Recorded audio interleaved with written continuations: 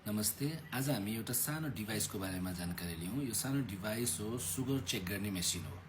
हामीले ल्याबमा गएर sugar check गरेका छौँ अथवा फिङ्गरप्रिन्टबाट सुगर चेक गरेको त देखेका छौँ। यो धेरैले नदेख्नु भएको हुनसक्छ। यसलाई हामी कन्टिन्युअस ग्लुकोज मोनिटरिङ भन्छौँ।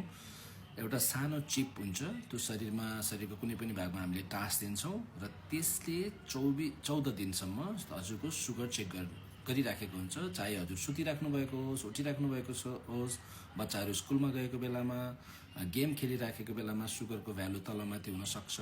औषधिहरू नमिलेको अवस्थामा कसरी मिलाउने, इन्सुलिनहरूको डोजहरू मिलाउनको लागि हामीले यसरी यहाँ हामीले देख्न सक्छौँ, पाखुरामा राखिराखेका छौँ। यस्तो चिप हुन्छ, त्यो चिपलाई हामीले टाँस दिन्छौँ र एउटा मोबाइलमा एप्लिकेसन हुन्छ। त्यो मोबाइलको एप्लिकेसन हामीले डाउनलोड गऱ्यौँ र त्यसलाई चाहिँ ब्लुटुथबाट कनेक्ट गर्न मिल्छ र कनेक्ट गरिसकेपछि त्यसले हामीलाई सुगरको रिपोर्टहरू दिन सुरु गर्छ र 24 घण्टा सुगरको रिपोर्टहरू हाम्रो मोबाइलमा आउँछ र डक्टरकोमा पनि कनेक्ट गर्न मिल्छ। यसरी रिपोर्ट हेर्न मिल्छ र औषधिहरू कहाँनिर मिलेको छैन, इन्सुलिनको डोजिङहरू, खानेकुराहरू के मिलेको छैन भन्ने कुरा यसमा स्पष्ट रूपमा देखिन्छ र त्यही अनुसार चाहिँ हामीलाई चाहिँ सहयोग पुग्ने गर्छ है त। धन्यवाद।